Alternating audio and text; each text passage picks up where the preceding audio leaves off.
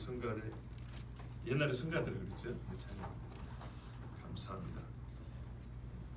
비록 이렇게 마음의 감동이 더 큰 때가 있지요. 그렇죠? 여러분도 설교 들으면 그럴 때 있지요. 그런 것처럼 찬양이 더 크게 은혜가 될 때가 있습니다. 감사합니다. 자, 오늘 맥주주일입니다. 맥주절기, 맥주절인데 지금까지 맥주절을 맞이해서 그 외에 감사절을 맞이해서 여러분에게 우리가 농사짓지 않는데도 불구하고 왜 이 절기를 지켜야 되는지, 그러니까 농경사회와 산업사회를 막 비교한다든지 막 억지로 이렇게 연결하려든지 이런 노력을 한 것이 아니고, 농경이고 산업사회고 뭐 서비스 사회고 이런 게 문제가 아니고, 본래 절기는 하나님의 구원의 약속에 때를 얘기하는 것이다. 시간의 마디가 있다면, 이렇게 대나무 마디 있듯이 시간의 마디를 정해놓은 것이다. 그때에 맞춰서 하나님은 우리에게 구원을 허락하시고, 그러니까 구원의 섭리의 그 단계를 이루어 가신다는 것을, 그래서 여호와의 절기고 영원한 절기라고 했다. 이것을 여러분에게 지금까지 몇 년 말씀드렸습니다. 근데 사실 저 자신이 이것을 깨달은 게 그렇게 오래되지 않습니다. 제가 우리 14년부터 사역했는데 13년도에 깨달았어요. 이야, 이거 엄청나죠, 그죠? 엄청나다는 게 아니라 간발의 차이죠. 13년도에 못 깨달았으면은 이게 조금 뭐가 좀 묵어야 맛이 나는 건데, 만약에 14년도에 제가 그때 깨달았으면 여러분한테 전화해도 좀 어려웠을지 몰라요. 그래서 여러분 아마 사순절 설교부터 충격을 받았을 건데, 예, 이 절기에 대해서 13년도에 깨달은 것은, 계기는 뭐냐면, 왜 성경에 영원하다고 했을까? 구약 시대가 끝났고 우리 지금 절기 안 지킨단 말이에요. 우리의 지금 말한 추수감사주는 성경적인 게 아니고 청교도들의 그냥 좋은 신앙의 풍습을 그냥 받아들인 건데, 우리가 왜 이렇게, 그러니까 성경은 맥주절도 지켜야 되고 여러 절기들이 있죠, 그렇죠? 왜 지켜야 될까? 또 어떤 거는 그냥 무시하고 넘어가요. 맥주 추수는 열심히 지키는데 나팔절, 수장절, 뭐 초막절 이거는 넘어간다고요. 올해 초막절은 여기 우리 화단에다가 천막 하나 쳐야겠어요. 그래요. 실제로 다 그렇게 지켜요. 그러니까는 이제 고민이 됐어요. 성경 한 구절이 마음에 걸린 거예요. 영원한 규례니라. 나는 하나님의 말씀이 1.1획도 변함없이 떨어지지 아니하고 다 진리라고 믿는데, 아무리 봐도 우리 생활에서 이 규례를 안 지킨단 말이에요. 그리고 예수님 오셔서 절기의 의미를 성취했다고 생각했는데 이게 뭐냐? 그런데 진짜 답은 거기 있었어요. 이게 예수님 이야기다는 거예요. 아, 그렇구나. 그러니까 영원한 거예요. 예수님이 영원하시잖아요. 예수님이 우리에게 주신 구원 영원하고 은혜가 영원하고. 그래서 이 절기가, 그러니까 뭐냐면 구약 시대에 끝나서 그냥 뭉뚱그려서 예표의 시대가 끝나고 실체인 예수님이 오는 성취의 시대다, 이래서 그냥 넘겨버렸는데, 그게 아니고 이 절기 하나하나가 예수님이 우리를 위하여, 즉 우리의 구원의 시작과 완성까지 그 단계별로 하신 일을 미리 보여주시는 것이고, 그래서 그 효력이 영원하기 때문에 이 절기가 영원한 여호와의 규례다, 이렇게 말씀하셨다는 걸 알게 됐어요. 즉 절기는 예수님을 말하는 거였어요. 그것을 깨달은 게 세상에 5년밖에 안 돼요. 5년밖에. 그리고 이제 여러분에게 그것을 잘하고 있는 중인데요. 오늘 맥주절기에, 그래서 이 농사에 관한 것이 아니고요. 그러니까 싸움이 생기는 거예요. 농경사회 아닌데 왜 우리가 헌금해야 돼? 왜 11조야 돼? 이런 말이 나오는 거예요. 이해되시죠? 절기의 본 의미가 그게 아닌데, 그때 농경사회인데 고기만 바쳤습니까? 아니요, 짐승도 바쳤어요. 그죠? 근건 맞췄는데 금부치, 음부치도 바쳤어요. 오늘 읽다 보면 나옵니다. 이거는 그렇게 사람이 만드는 프레임이라고 그러죠. 사람이 만드는 틀이 있어요. 절기에 대하여 고대 사회, 농경 사회, 이런 틀에 맞춰서 우리가 보면 성경이 요만해지는 거예요. 어느 한 시대만 주는 말이 되는 거예요. 기껏해야 그 시대에 준 거를 겨우 그 명주실 뽑아내시 뽑아가지고 겨우 여기다가 연결했고 억지로 적용하려는 그밖에 안 되는 거예요. 그게 아니고요. 바로 예수 그리스도를 통하여 우리에 주시는 구원의 과정을 하나님께서 절기를 통하여 보여주셨다는 것, 우리가 이제 길리의 소리교 성도는 이미 다 아는 것인데 성경은 매번 반복하고 또 들려주라 그러죠. 그래서 오늘 다시 맥추절기에 이 맥추절에 하나님 주신 약속 다시 한번 듣도록 하겠습니다. 자, 기본적으로 맥추절은 어떤 의미냐면 우리가 예수님이 유월절 어린 양 되셨죠. 유월절 어린 양이 되셨는데 우리가 이제 이스라엘 달력을 생각하시면 유월절은 언제냐면 6번째 날 밤부터. 잘 보세요. 6번째 날. 그리고 무교절은 7번째 날부터 시작합니다. 아시겠죠? 7번째 날. 그러면은 1, 2, 3, 4, 5, 6, 7, 6, 7. 우리로 하는 금토인데 유대인에는 금토가 없어요. 이거는 분명히 로마 사람들이 만드는 거라 그랬어요. 금토라는 게 아예 없어요. 그냥 6번째 날, 7번째 날. 그래서 중국 사람들의 한자가 아주 성경적이에요. 그런 말씀 많이 들어봤죠? 근데 더욱 성경적인 이유가 뭐냐면 그들에게는요 금요일, 토요일이라는 게 없어요. 중국말로 집사님 토요일이 뭡니까?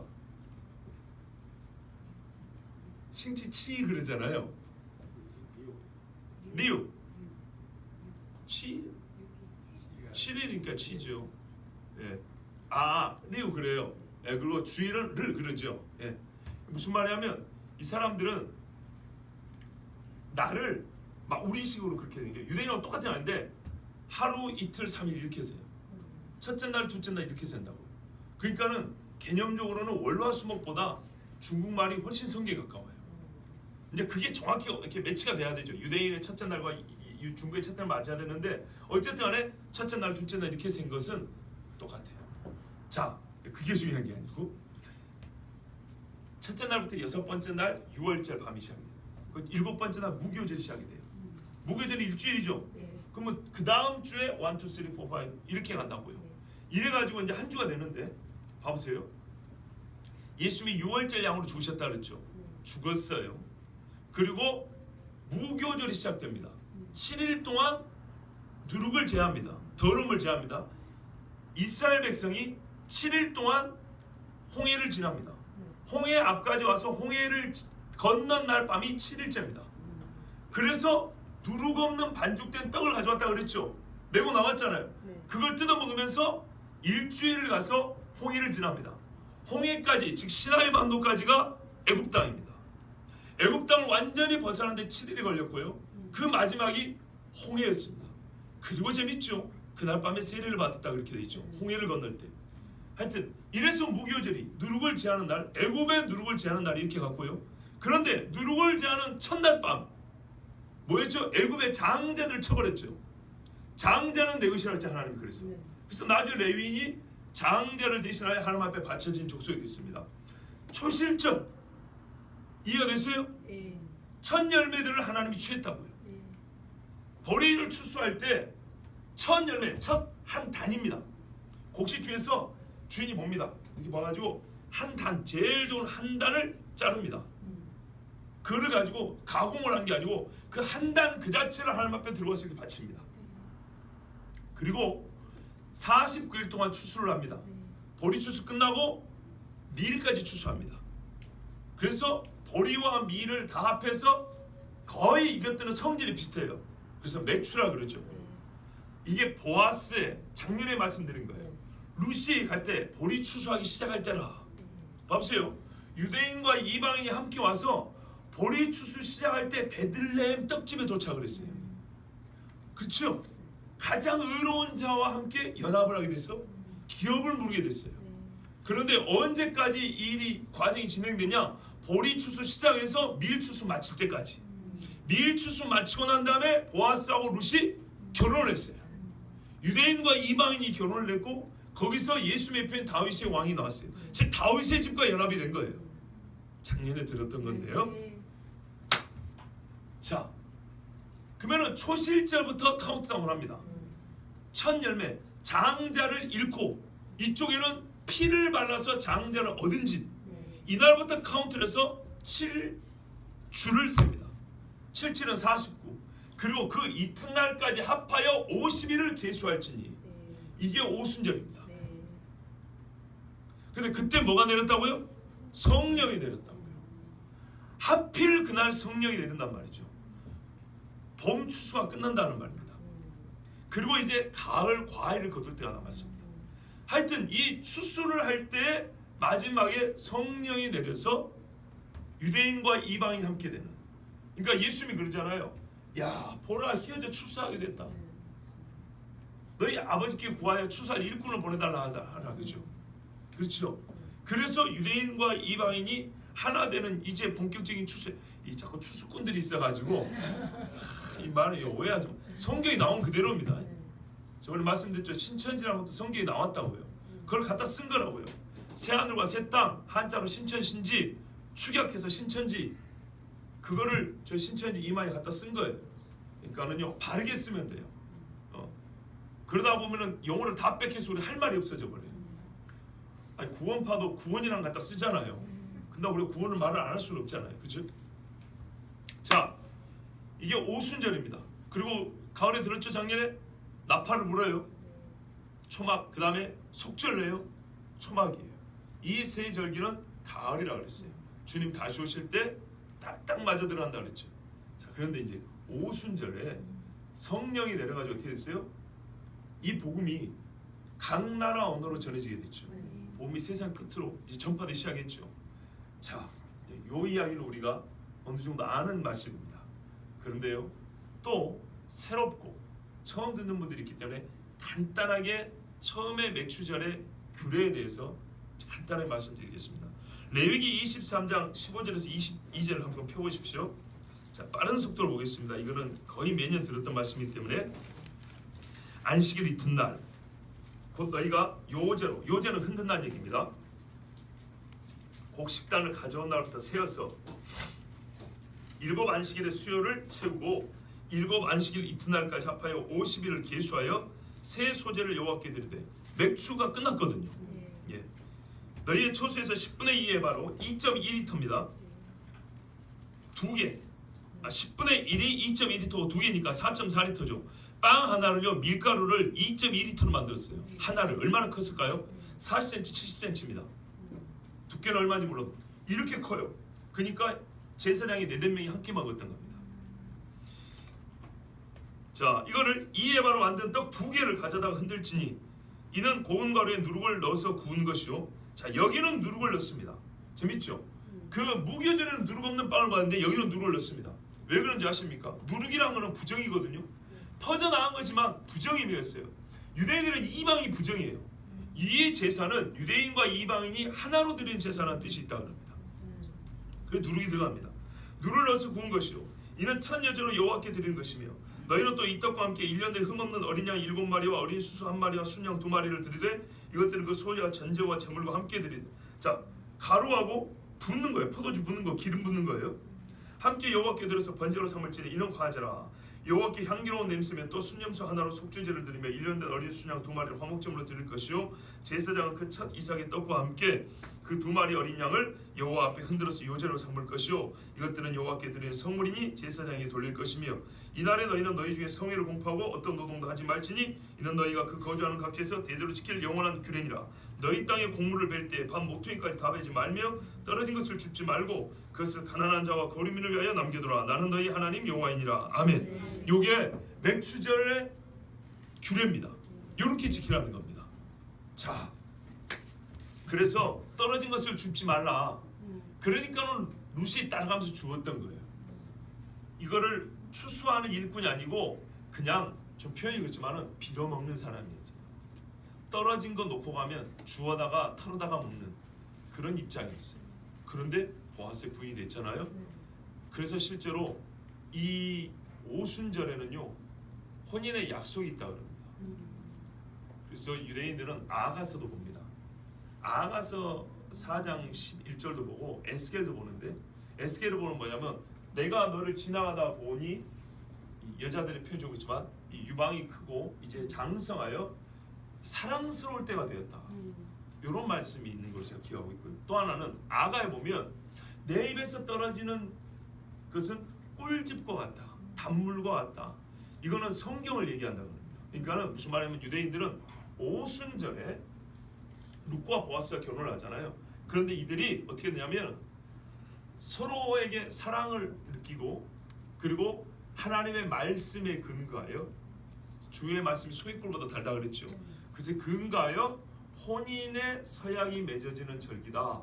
이렇게 유대인들은 받아들이고 지켜오는 절기가 오순절이라고 합니다. 그리고 혼인의 서약뿐만 아니라 그러니까 약혼 자체가 혼인이잖아요. 유대인에게는 마리아하고 요셉을 보세요. 그런데 혼인 예시라는 것은 초막절이라 그런 겁니다. 그 초막을 짓고 거기에 신방에 들어간다는 얘기잖아요. 주님과 우리가 신랑하시면 영원히 함께한다. 이제 이런 의미입니다. 그러니까 이 맥추절은 매우 중요한데요. 근데 이 맥추절에 혼인의 서약을 하고 법적으로 부부관계가 될 때 룻과 보아스, 유대인의 유력한 자와 이방 여인이 하나 됐단 말이죠. 근데 그게 언제예요? 보리배기 시작할 때 만나서 맥추 끝났을 때, 그러니까 밀 추수가 끝났을 때 그들이 혼인이 됐다 이 말입니다. 자, 그래서 룻기를 이 맥추절에 읽는다고도 했습니다. 자, 어쨌든 요게 이제 맥추절의 절기인데 신명기에 가니까 요 절기를 반복하여 가르치죠. 신명기는 반복된 설교라 그랬죠. 두 번째 율법을 말씀하시는 건데 반복하시는 건데 신명기 16장 9절에서 12절을 보면 이렇게 돼 있어요. 7주를 셀지니 곡식에 낫을 되는 첫날부터 7주를 세어 내 하나님 여호와 앞에 7절을 지키되 내 하나님 여호와께서 내게 복을 주신 대로 내 힘을 헤아려 자원하는 예물을 드리고 이래서 농사가 상관없는 거예요. 자원하는 예물. 네가 가지고 있는 살면서 얻은 것들이 있을 거 아니에요. 군인들은 전리품이 있을 거 아니에요. 그죠? 뭐 상거래했던 사람은 자기가 이 남은 이익이 있을 거 아니에요. 이 모든 것 중에서 하나님 보세요. 내게 복을 주신 대로 힘을 헤아려. 내 힘을 헤아려. 나에게 힘이 얼마 있는 것을 따져서 이거는 금액을 정한 게 아니고 먼저 내가 가지고 있는 힘을 보라는 거예요. 그래서 이 힘에 어울리는 만큼 자원하는 예물을 하나님께 드리라는 얘기예요.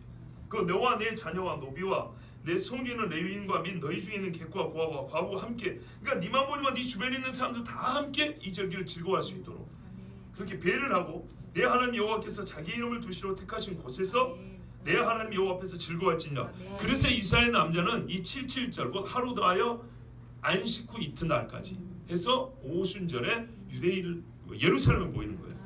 그래서 이 유대교에 속한 사람들이 예루살렘에 모였을 때 베드로가 설교한 거 아니에요. 그게 오순절입니다. 너는 애굽에서 종되었던 것을 기억하고 이 규례를 지켜 행할지니라. 신명기에는 이 말씀이 추가되어 있어요. 그러니까요, 이것은 우리가 구원받은 것을 기억하는 자가 마땅히 지켜야 된다는 얘기예요. 구원의 의미가 있는 절기라는 얘기입니다. 자, 그리고 우리가 이제 들었던 걸 다시 한번 확인하는 겁니다. 오순절의 이름에 사도행전 2장이 있죠. 2장 1절부터 11절을 보시면 다 읽지 않겠습니다만은 오순절 날이 이미 이름에 그들이 다 같이 한 곳에 모였더니, 자, 부활의 첫 열매 초실절이죠. 예수님이 40일 동안 이 땅에 계시면서 하나님 나라 복음 증거하셨어요. 그리고 뭐라냐면 너희가 예루살렘에 머물러 기도하라 그랬죠. 몇 날이 못 돼요. 성령을 받으니 몇 날이 못 돼요.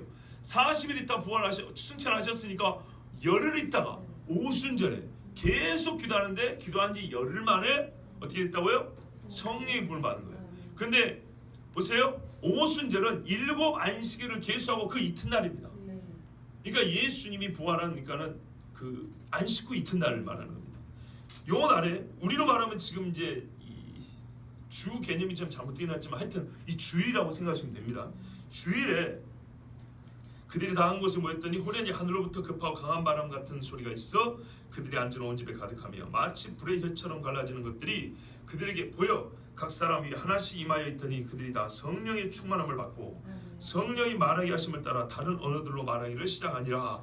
자, 그래서 보세요. 그때 오순절에 경건한 유대인들이 천하 각국으로부터 와서, 그래서 구원이 유대인으로부터 난 것이고 유대로부터 복음이 전파되기 시작한 거예요. 이 사람들은 전 세계에 흩어져 있었지만은 유대교인이에요. 혈통상 유대인이거나 아니면 신앙을 유대교로 모르겠대 유대인 된 사람이 많다나 이런 것처럼 유대교 신앙 가진 사람들이에요. 자, 이들이 모여왔을 때 절기 지키러 왔을 때 예루살렘에 머물러 있더니 각자 자기 나라 말로 하나님의 큰일 11절 보세요. 우리의 각 언어로 하나님의 큰일 만함을 듣는도다. 하나님의 큰일이 뭡니까? 바로 구원에 관한 이야기라는 거예요. 자, 이거 그것이 우리가 이미 들었고 알고 있는 매추절의 규례와 또한 오순절과의 상관성입니다. 이때로부터 하나님의 말씀은 각 민족에게 증거되기 시작해서 유대인과 이방인이 하나 되어서 하나님 앞에 성령을 하나 되어 참으로 예배하는 자가 되었습니다. 참 하나님 은혜로 감사하게도 오늘 새벽에 하나님께 예배하는 자는 영과 진리로 예배한다고 하는데 그것은 말 그대로 예수 그리스도의 때를 얘기하는 겁니다. 그때는 그렇게 되면 성령과 진리로 예배하게 되면 사마리아니 예루살렘이 그게 중요한 게 아닙니다. 우리도 보세요. 서울에서 예배를 드리잖아요. 그게 바로 이 오순절 이후에 시작된 복음의 증거로 영과 진리로 우리가 예배할 수 있게 된 것입니다. 자, 오늘은요. 그런데 이 매추절, 오순절이라고 하는 이 매추절이 처음에 어떻게 지켜졌는가? 이거를 보고자 합니다. 그거를 알게 되면 훗날에 있을 이 마지막 때의 오순절, 어느 해인가 또 오순절이 계속 돌아오겠죠. 어느 해인가 오순절에 일어날 유대인들의 부흥에 대해서 그들에게 다시 처음에 오순절과 같은 역사가 일어날 때 어떤 일이 일어날까에 대해서 알 수가 있습니다. 우리가 그동안에도 많이 들었지만서도 아직도 봐야 될 말씀이 있는 거예요. 오늘 보면 또 새롭습니다. 그게 출애굽기 말씀인데요. 자, 오늘 봐보세요. 출애굽기 24장은 첫 오순절을 말해주고 있습니다. 오, 몰라주셨죠? 그죠? 예, 괜찮아요? 예. 제가 24장 이 말씀은요 2014년도 10월 달에 유대인은 율법의 자식인가 뭐 이런 설교를 했던 적이 있어요. 그렇지 아니하다. 왜냐하면 여기도 보면 언약의 피를 뿌렸다고 돼 있어요. 8절에 보세요. 24장 8절에 언약의 피니라. 피로 언약을 맺었지 돌판에 새긴 조문으로 언약을 맺었다고 보면 곤란하다. 근본적으로는 피의 언약이었다. 처음부터 피의 언약이었다 하면서 설교했던 게 벌써 4년 전입니다. 그때 말씀드렸습니다. 근데 오늘은 또 다른 차원에서 이 말씀이 보이는 거예요. 이 날이 무슨 날이냐면 오순절 날이었어요. 봐보세요. 여러분 아까 처음 봤죠? 유대인 이스라엘 사람들이 출애굽하면서 하나님의 나라로 세워지기 시작할 때 6월절 절기부터 시작했어요. 그래서 6월절이 있는 그날 유대인들은 그날을 1월이라고 해요. 아달월이라고도 혹은 또 아비월이라고 니산월이라고 해요. 1월이 1월 14일 날 양 잡는 날이고 15일 무교절이 시작되고 첫 열매는 16일입니다. 알겠죠? 1월 16일. 이제 좀 다르게 보면 또 3월이라고 하기도 해요. 근데 하여튼 16일 날 1월 16일 날 이 사람들은 첫 열매를 얻고 출애굽을 합니다. 그런 다음에 이스라엘이 시내산에 언제 도착하냐? 오늘 24장의 사건이 있기 전에 무슨 일이 있냐면 19장을 봐보세요. 이 날이 왜 오순절인지 알려면 19장부터 봐야 돼요. 19장에 보시면 이스라엘 자손이 애굽 땅을 떠난 지 3개월이 되던 날 그들이 시내 광야에 이르니라. 이 말이 뭐냐면 3월 1일이란 얘기예요. 3월 1일. 자, 그러면은 6월절 있고 초실절 언제냐면 1월 16일이라고 그랬죠. 1월 16일이니까 2월 16일이면 30일 지났고 3월 16일이면 60일이 지나죠. 10일을 빼면 3월 16일이 아니라 3월 6일이면 되겠죠. 3월 6일, 그죠? 뭐 혹시 플러스 마이너스 하루 정도는 가능하지만 하여튼 3월 6일이나 7일이어야 됩니다. 왜냐하면 유대인의 달력은 30일, 29일 이런 식으로 돌아가기 때문에 한 3월 7일.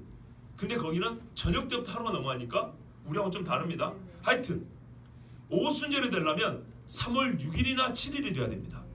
맞습니까? 자, 잘 세보세요. 초실절, 아까 그리 새긴 거예요. 곡식의 첫 났을 때는 초실의 열매를 마실 때부터 계수하여 50일째. 첫 열매가 언제라고요? 1월 16일. 아시겠죠? 1월 16일이었어요. 안식구 이튿날 1월 16일이 초실이기 때문에 50일을 세면 3월 6일이 돼야 된다고요. 3월 6일이나 7일이 돼야 됩니다. 근데 지금 3월 1일 날 시내광에 도착했다는 거예요. 이게 첫날입니다. 그런 다음에 그들이 르비딤에서 2절 보세요. 르비딤을 떠나 시내 광야에 이르러 그 광야에 장막을 치되 이스라엘이 거기 산 앞에 장막을 치냐. 시내 산 앞에 장막을 치세요. 왜냐? 하나님이 뭐라면 너희가 출애굽한 후에 먼저 이 산에 와서 나를 예배할 거라 그랬죠. 그래서 시내산으로 바로 간 거예요.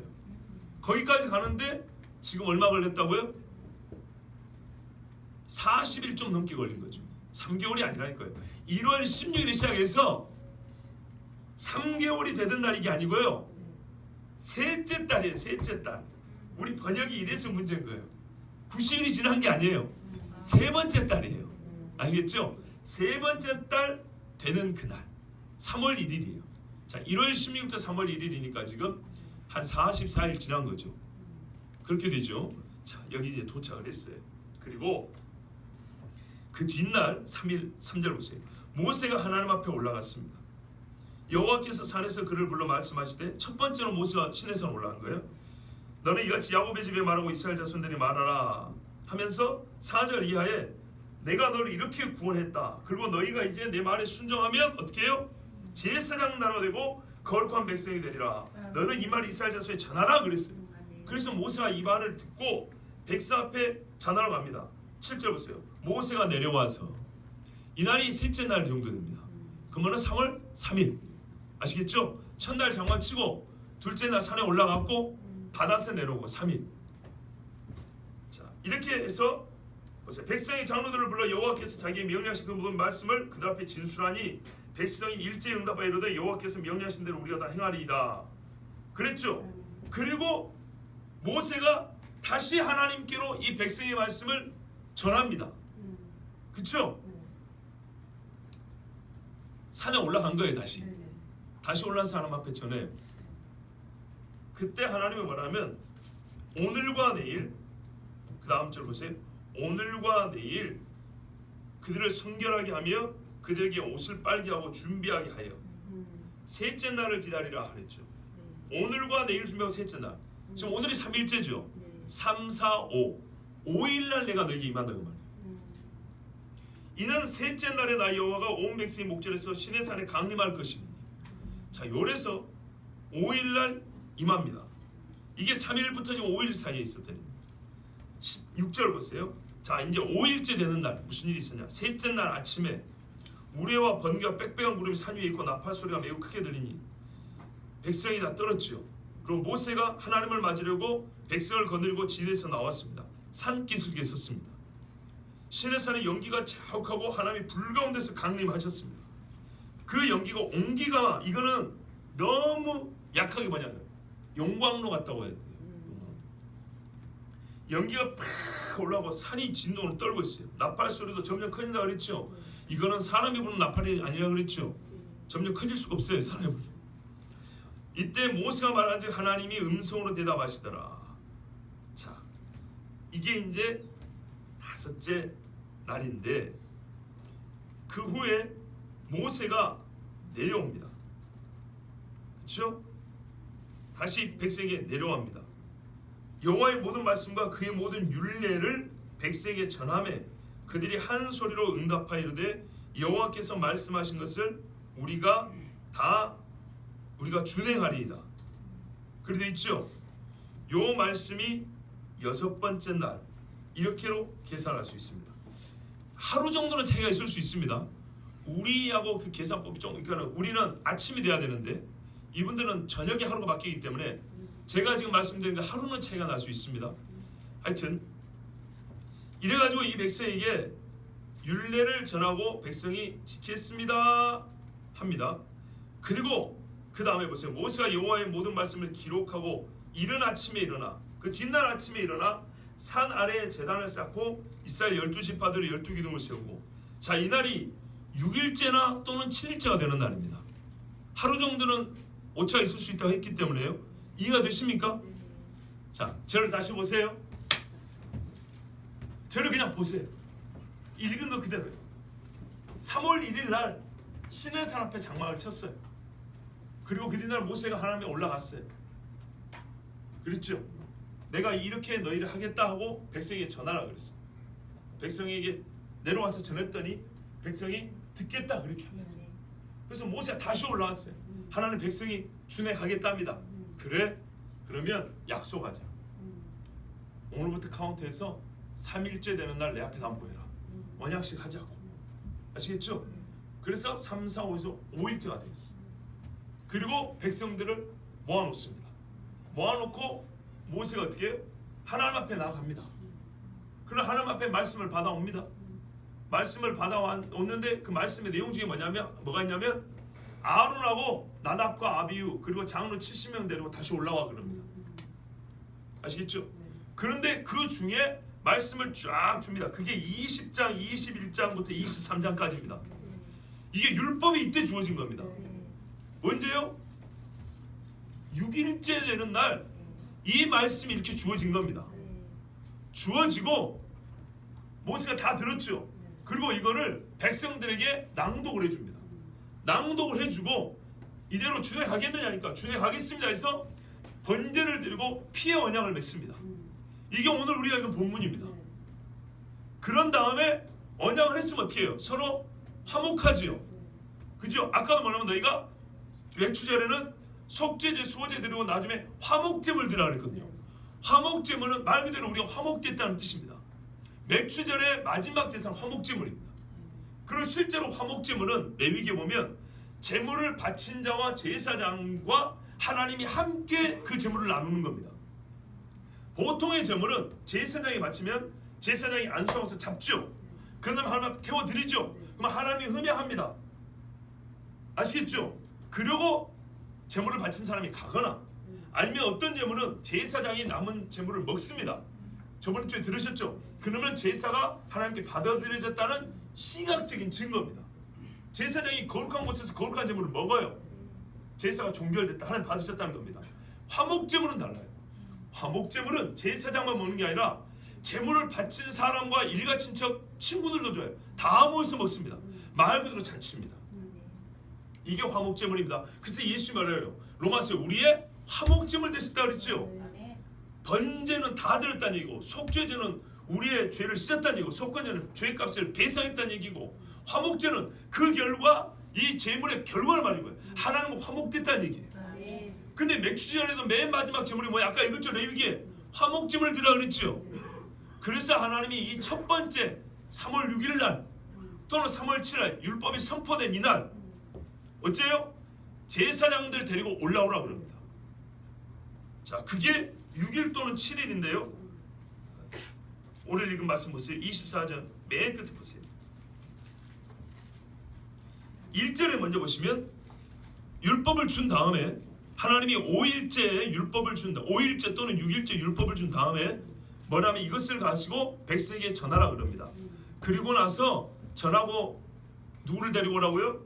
아론과 나답과 아비후와 이스라엘 장로 70명을 함께 데리고 여호와께로 이렇게 나한테 와서 너희는 멀리서 경배하라.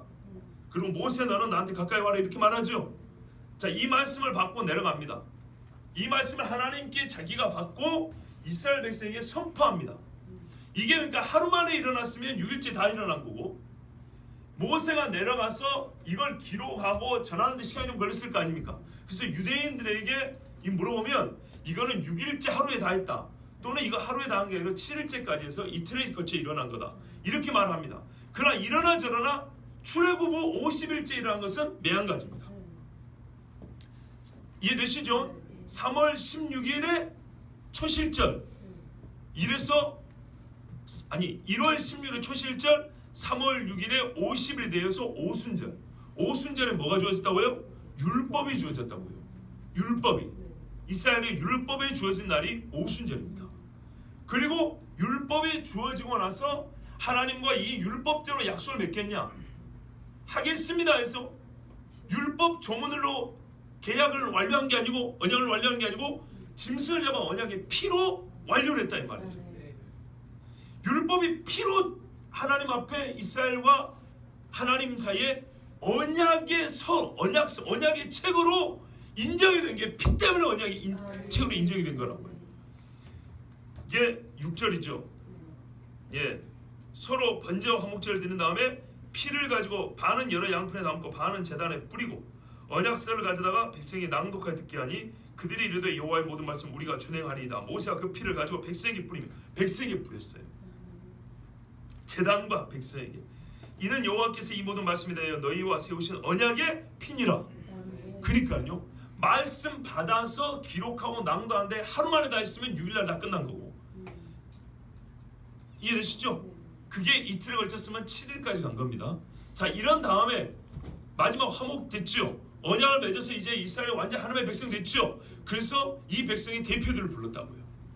보세요. 9절에 아까 하나님 데리고 오라 했잖아요. 모세가 아론과 나답과 아비후. 그러니까 여러분 지난주에도 좀 나답과 아비후가요 이 큰 은혜를 체험하고 건방지 예배드리고 죽은 거예요. 하나님을 본 사람들이에요. 정말 큰 경고를 받아야 되는 겁니다. 히브리서에 너희가 하늘의 신령한 은사를 맛보고 한번 비침을 받고 절대 가볍게 듣지 마라 그랬어요. 아론과 나답과 아비후, 장자와 차자니까 나답과 아비후와 이스라엘 장로는 70인이 올라왔어요. 이 사람들도 나중에 배역이 있던 사람들 아닙니까? 얼마나 안타깝습니까? 그러니까 여러분 성경을 허투루 보시면 안 돼요. 우리도 똑같은 사람이에요. 이스라엘의 하나님을 보니 그의 발 아래는 천국을 편듯하고 하늘같이 청명하더라. 이게 에스겔이 본 거고 이게 이사야가 본 거고 나중에 사도 요한이 본 거 아닙니까? 예? 하나님이 이스라엘 자손들의 존귀한 자들에게 손을 대지 아니하셨고 원래는 보면 죽어야 된다 그 말이에요. 근데 이날은 왜요? 화목해 된 날이니까 우리 화목해다. 이게 오순절이 이게 매치절이에요. 그러니까 하나님이 이들이 하나님의 발등상 요 밑에를 봤지만 죽이지 않고 거기서 어떻게 해요? 그들이 하나님을 뵙고 먹고 마셨더라. 이게 화목제의 의미거든요. 오순절에 화목제물을 드려서 하나님과 우리 화목된 거예요. 그래서 성령이 임하면 죄인들이 회심을 하고 성령이 임하면 죄인들의 영혼이 주 예수 그리스도의 영과 연합하고 세례를 받잖아요. 함께 죽고 함께 산다고. 이 일이라는 게 오순절 성령 강림이고 바로 이날 오순절 성령 강림과 같은 그날이 이 유대인들에게 이스라엘 사람들에게 먼저 경험이 되었어요. 그런데 놀라운 건 이날은 성령이 강림했다는 말은 없는데 여호와께서 강림하셨다고 했죠. 근데 뭘 조했다고요? 율법이 조했다고요. 무슨 말이냐? 우리가 오순절하면 성령 강림하시가 하는데 먼저는 하나님의 말씀이 주었다고 생각한다고요. 율법이 주어진다고. 그래서 제가 에스겔서를 보는 겁니다. 자, 에스겔서를 보십시오. 에스겔 36장 25절부터 31절입니다.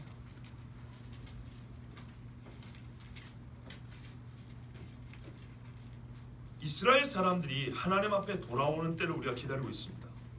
36장부터는 이스라엘이 회복되고 37장에서는 그 이스라엘 회복을 환상으로 보여줬습니다.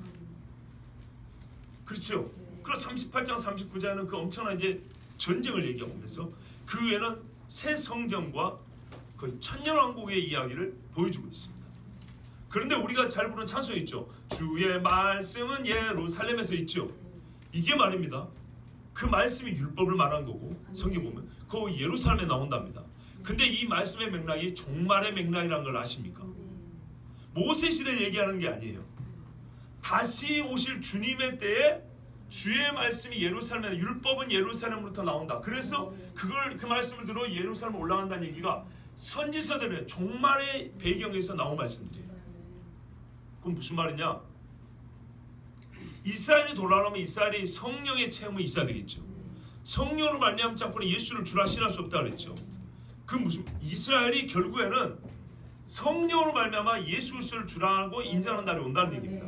그런데 그때는 성경에 의하면 동시적으로 이스라엘이 지금까지 거꾸로 봤던 율법을 옳게 보는 때가 온다고 말입니다. 이해되시죠? 율법에 대하여 왜곡된 시각을 가지고 있었고요. 율법을 가지고 예수님을 죽였잖아요. 맞습니까? 율법으로 예수님을 죽인 거예요. 판단의 법은 율법이었어요. 근데 그게 아니라 이 율법에 예수님을 담고 있었고 예수님을 보여준 법이라는 걸 출애굽기의 백성들은 그건 알았단 말이에요. 그런데도 죽은 게 안타깝지만 그것을 이스라엘이 깨닫는다는 말입니다.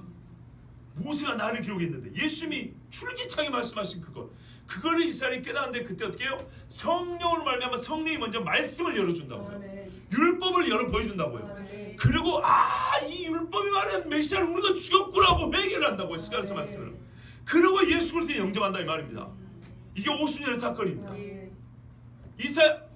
베드로가 어떻게 했어요? 성령을 받으니까 성경이 열렸어요. 시편을 갖고 설교합니다. 요엘을 갖고 설교합니다. 이사야를 갖고 설교합니다. 근데 결론은 누구예요? 예수 그리스도.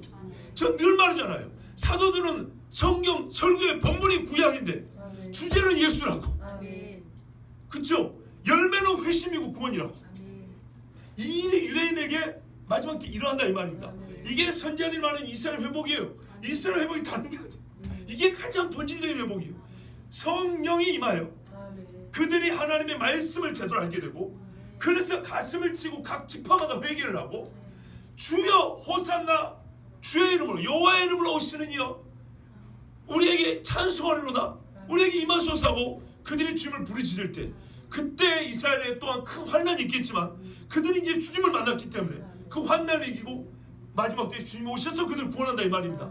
그때는 우리의 구원의 마지막 때이기도 합니다. 이 말씀이 잘 기록되어 있는 그 일련의 과정이 기록되어 있는 게 에스겔서인데, 이사야도 마찬가지고요. 40장 이후에 이렇게 있고, 모든 선지자 후반부는 다 이 말씀이 기록되어 있습니다. 어떤 데는 특정 부분을 강조해서 되어 있고, 어떤 말씀은 어떤 시대를 강조되어 있지만 전반적으로 이게 쫙 펼쳐져 있는 게 이사야와 이 에스겔서 같은 이 대선지자, 분량이 많죠. 이들은 전반적으로 이렇게 딱 되어 있는데, 에스겔서 같은 경우는 36장 이후가 바로 그 이스라엘의 회복이 마지막 이야기를 하고 있습니다. 그런데 그게 시작되는 게 뭐라고요? 오순절이라고요. 오순절의 역사가 그들에게 재현이 된다고요. 그러면 그들이 나팔과 속죄와 초막제를 절기로 나아간다고요. 자, 우리 말씀에 보면 사실은 36장 전체를 보면 정말 좋아요.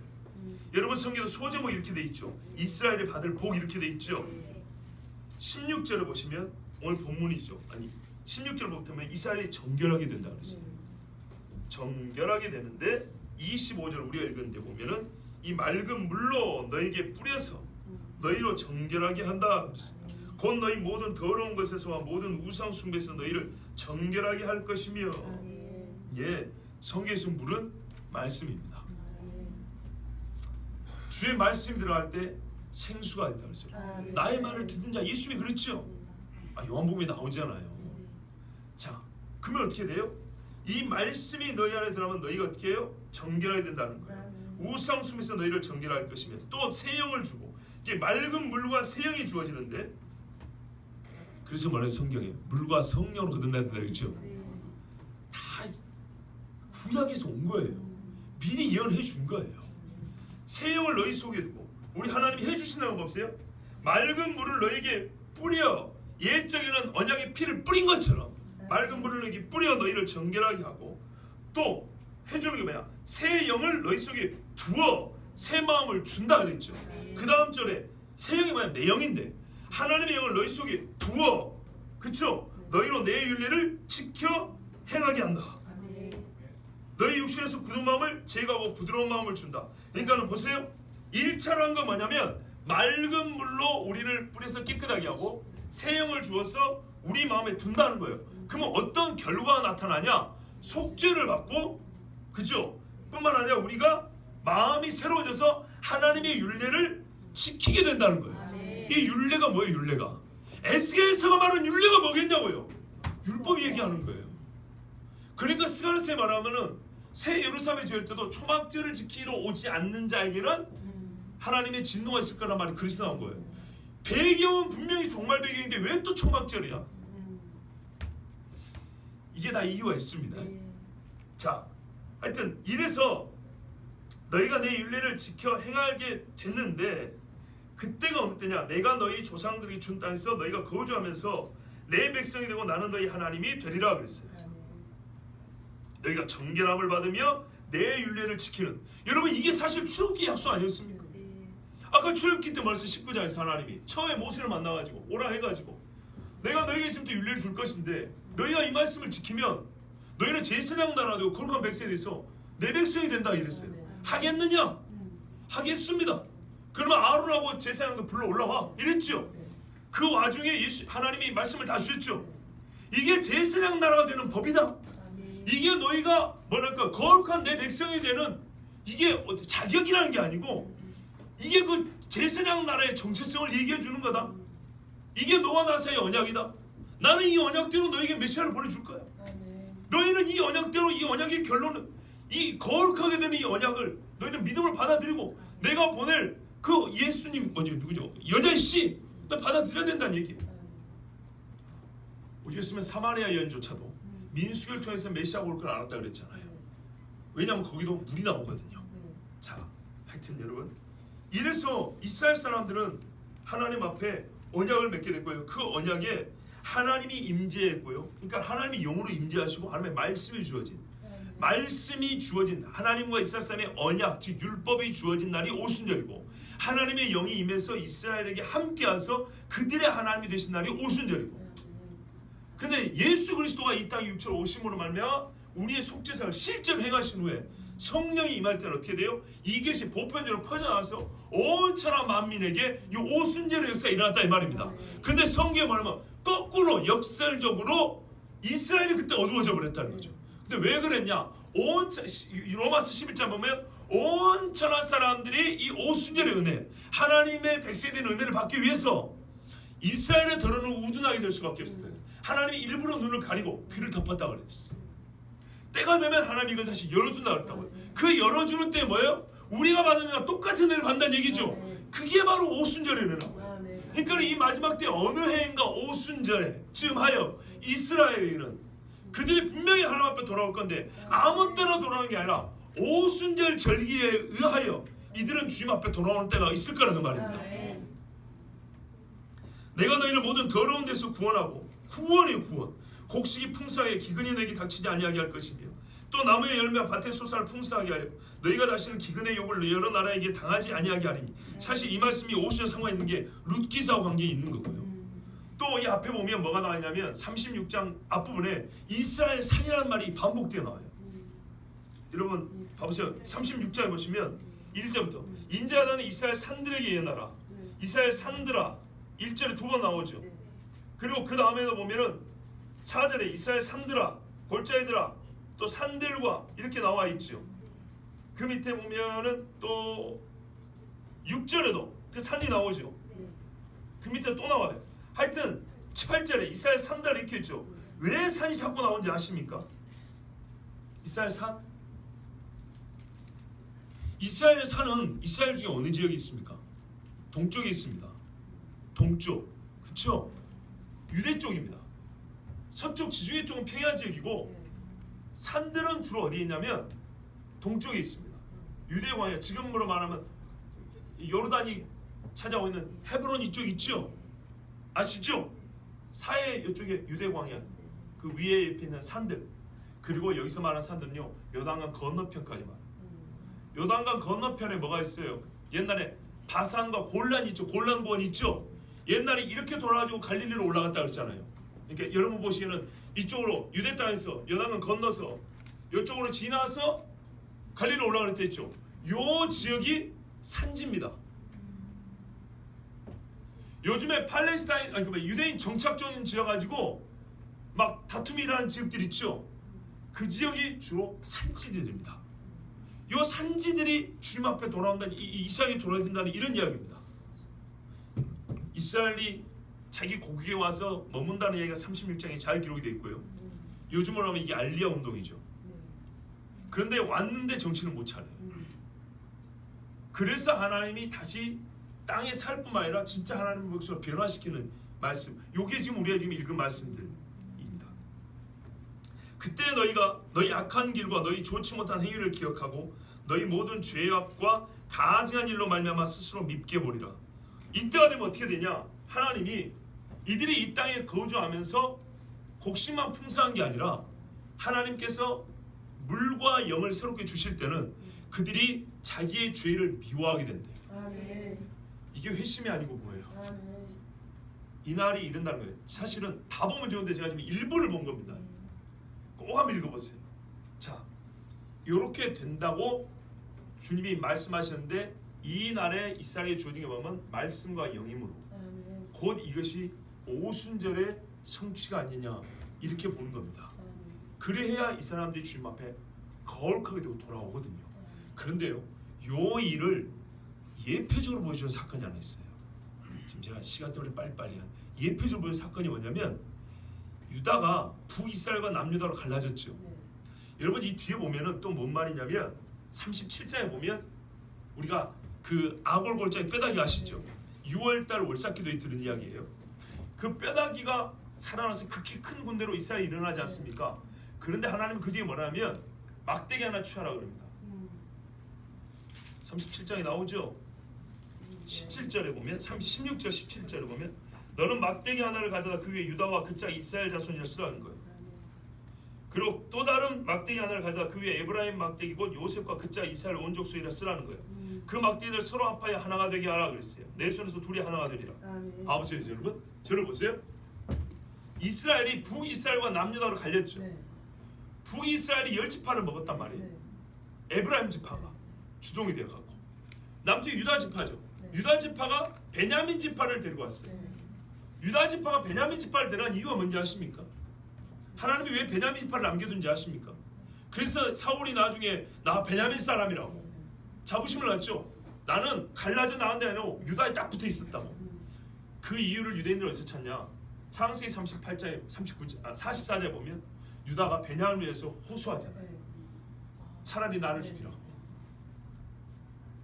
이 영적 결합을 보면 표현하자면 우리식으로 보면 베냐민의 중보자가 되는 게 유다였단 말이에요. 그래서 베냐민을 유다에 붙여줬다는 거예요. 어쨌든 간에 그리고 유다 안에 시몬이 있었죠. 형제 시몬. 그러니까는 유다와 붙어있는 이스라엘의 일부, 에브라임에 붙어있는 유다 이스라엘 사람들 두 막대 이렇게 쓴 거예요. 근데 이거를 묶으라 그러잖아요. 요일이 일어난다. 요일이. 지금 이스라엘 사람들 지파 구분이 있습니까? 없습니다. 자기들이 그러니까는 우리가 후대 그냥 유대인이라 부르지만은 유대 지파만 있는 게 아닙니다. 여러 지파가 지금 다 섞여 있습니다. 그런데 통칭 다른 사람들이 즉 세상 사람들이 유대인이라 불렀잖아요. 예, 유다인이라 불렀기 때문에 그냥 유대인이라 부르지만 지파를 보면 유대 지파만 있는 게 아니라 모든 지파가 섞여 있습니다. 근데 놀라운 게요. 너무 잘 섞여 가지고 조상을 찾을 수가 없습니다. 족보를 가지고 있지 않는 이상 12지파 너무 잘 섞여 가지고 구분이 안 된답니다. 그런데 딱 한 지파만 구분이 된답니다. 레위 지파. 여러분 레위 지파 보면 이것도 마지막 때 왜 이미 주님 오신데 제사 이야기를 했는가? 레위 지파만 딱 구분되는데 왜 그런지 아세요? 레위인들은 레위인들과만 결혼했거든요. 그래서 요즘에 유전공학으로 DNA 검사하면 이 집안만 똑같이 나오는 거예요. 공통. 그래서 들은 말이 있죠. 2010년인가 7년인가부터 유전자 검사에서 레위 지파 애들만 골라가지고 제사장 훈련시켰다고. 이게 그래서 가능한 거예요. 다른 지파는 12지파가 이 말씀처럼 너무 잘 섞여가지고 어느 조상이 어느 지파인지 정확히 찾아낼 수가 없대요. 근데 레위 지파는 딱 보면 바로 나온대요. 레위인들끼리만 결혼했기 때문에. 멋지죠? 모세의 아버지도 어머니도 같은 레위 사람들 결혼돼 이렇게 돼 있어요. 참 희한하게 그때는 아직 아론 제사에 나오기도 전인데 하나님의 섭리가 이래서 놀라운 겁니다. 이거 말씀 허투루 보는 게 아니에요. 정말 하나님은 말씀하신 대로 이루는 거예요. 근데 지금 이 오순절의 역사 있죠? 이 역사, 온 북이스라엘과 남유다가 하나 되는 역사를 옛날에 예표로 보여준 사건이 하나 있어요. 북이스라엘이 언제 갈라져 나왔냐면 솔로몬의 아들 르호보암 때거든요. 근데 르호보암의 아들 아비암, 그 밑에 아사 왕 때 북이스라엘과 남유다가 연합된 때가 있었어요. 역대하 15장을 보십시오. 말씀하고 같이 나가겠습니다. 역대하 15장. 하나님의 말씀 보면 볼수록 놀랍고 재밌고 감사해요. 자, 역대하 15장에 아사 왕이 하나님 앞에 참 멋진 사람이었어요. 그 아들이 여호사밧인데 아시죠? 여호사밧. 기도하고 말이죠. 찬양하고.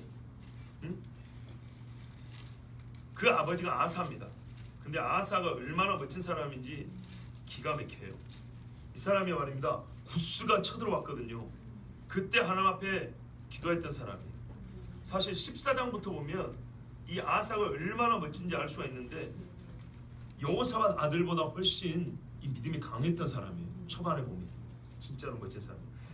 14장 9절에 보면 구스 사람 세라가 군사 100만 명을 데리고 아사를 치러 왔는데 아사가 얼마나 가슴 찌르는 기도하냐면 14장 11절 잠깐 보시면 아사가 그의 하나님 여호와께 부르짖어 이르되 여호와여 힘이 강한 자와 약한 자 사이에는 주밖에 도와줄 리가 없사오. 우리 하나님 여호와여 우리를 도우소서. 우리가 주를 의지하오며 주의 이름을 의탁하고 이 많은 무리를 치러 왔나이다. 여호와여 주는 우리 하나님이시오니 원하건대 사람이 주를 이기지 못하게 하옵소서 하였더니 여호와께서 구스 사람들을 아사와 유다 사람 앞에서 치시니 구스 사람들이 도망하는지라. 보십시오. 이 사람이 아사입니다.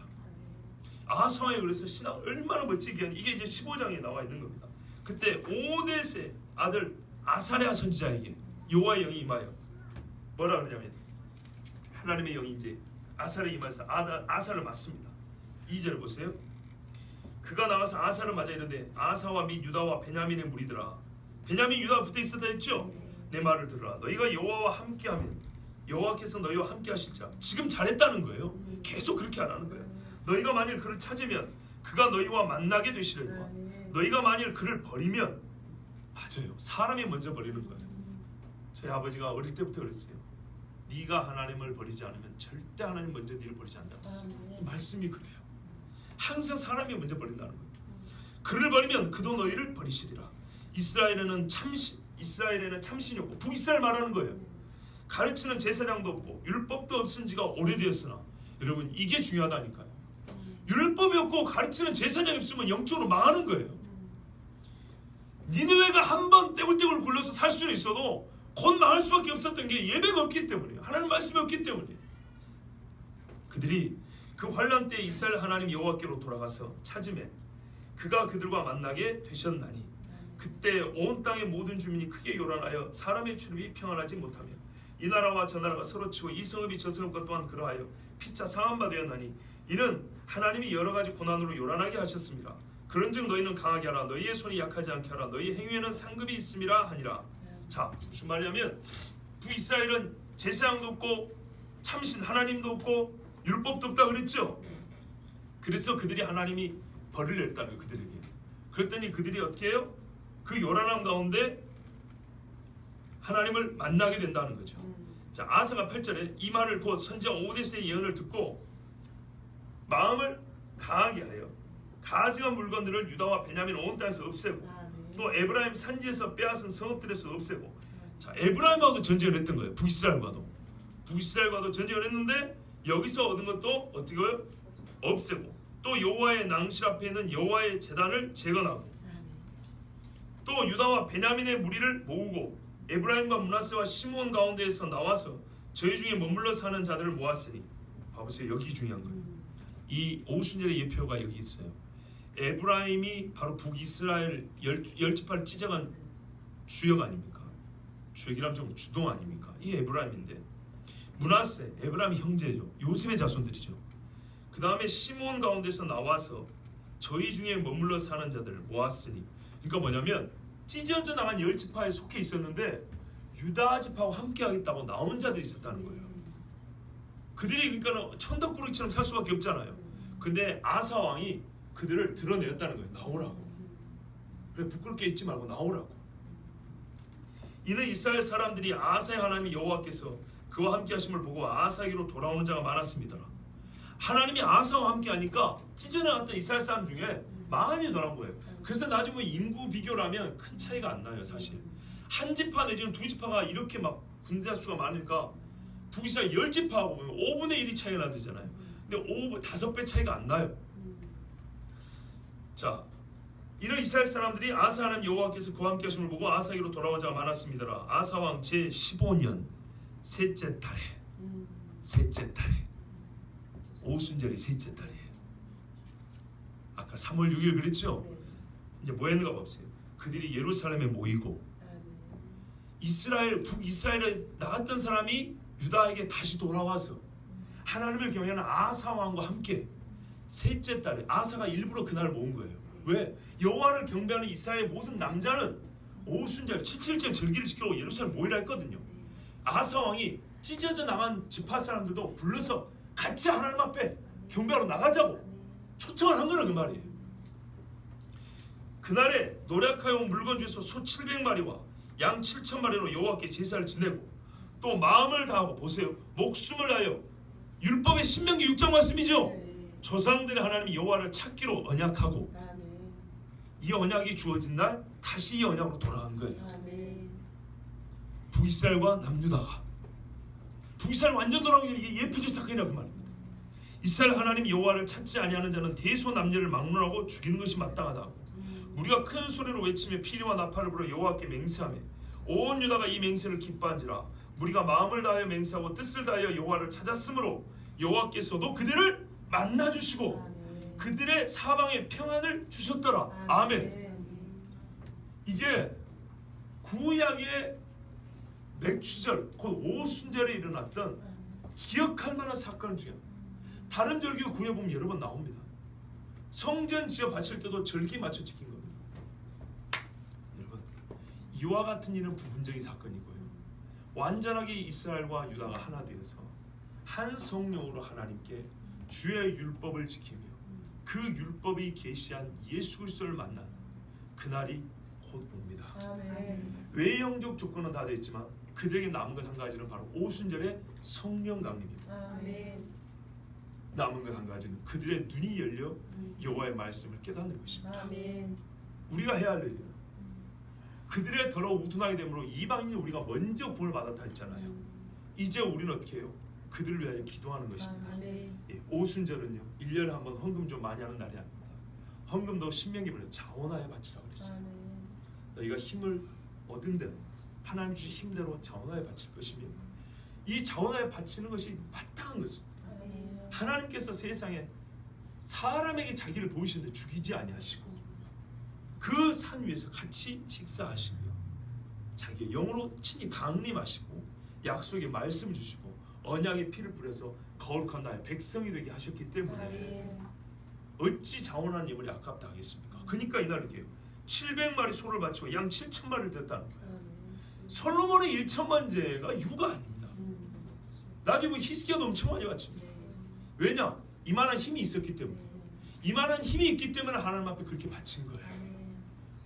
하나님이 주신 그 성령과 말씀은 이보다 훨씬 크고요 더욱 놀라웠어요. 우리가 이 은혜, 그래서 오순절 시작된 은혜로 극동의 이 조선 사람들이 복음을 듣고 예수님을 믿게 되었으니 이제 이 은혜 감사하고 오늘도 우리 그래서 이 매출을 지키고 오순절이라는 이름하여 여러분 우리가 강구해야 될 것은 성령을 부어주셨습니다. 정말 이날의 말씀과 성령을 우리에게 부어주시고 저 이스라엘 사람들에게도 하나님 이때의 은혜를 다해 주셔서 그들이 진짜 예수 그리스도를 믿고 구원받은 자가 되게 하여 주시옵소서. 이방인과 유대인과 보아스와 루시 하나 된 것처럼 우리 하나 되어 우리 주님의 초막에 가게 하옵소서. 이게 우리의 소원이 되어야 될 줄로 믿습니다. 기도하겠습니다.